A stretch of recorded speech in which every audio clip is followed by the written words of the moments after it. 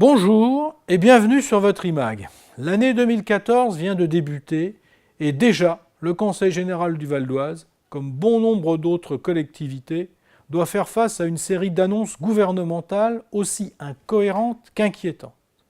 Je m'inquiète de la création de cette métropole du Grand Paris, véritable usine technocratique, rejetant la Grande Couronne parisienne et faisant de nos départements de Grande Couronne des territoires secondaires, des territoires au service de Paris.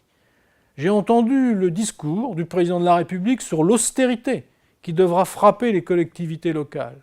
Je m'insurge également contre les décisions gouvernementales qui étranglent financièrement les départements et notamment le nôtre. Plus 38 millions d'euros de charges supplémentaires pour le Conseil général en 2014.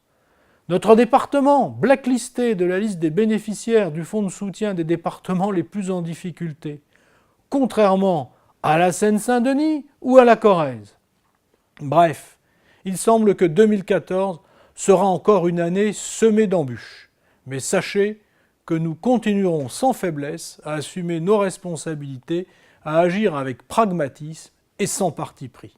Ce mois-ci, votre IMAG zoome sur l'action du département pour le développement du très haut débit.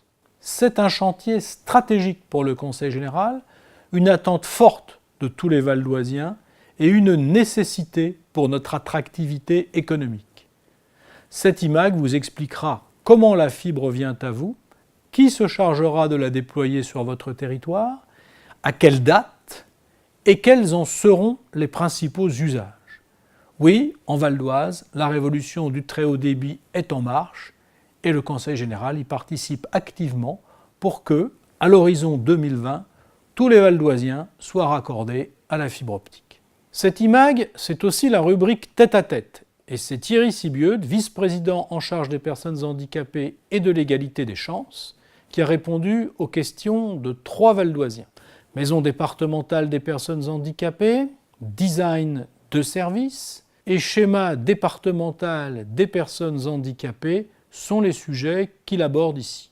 Vous retrouverez aussi dans votre IMAG des informations sur les programmes de location-accession de Val d'Oise Habitat, le bailleur social du Conseil général. Et aussi la liste des principaux événements des mois de février et de mars, comme le meeting féminin d'athlétisme organisé le 11 février par le Conseil général et le Centre départemental de formation et d'animation sportive du Val d'Oise. Il ne me reste plus qu'à vous souhaiter une bonne lecture et à très bientôt.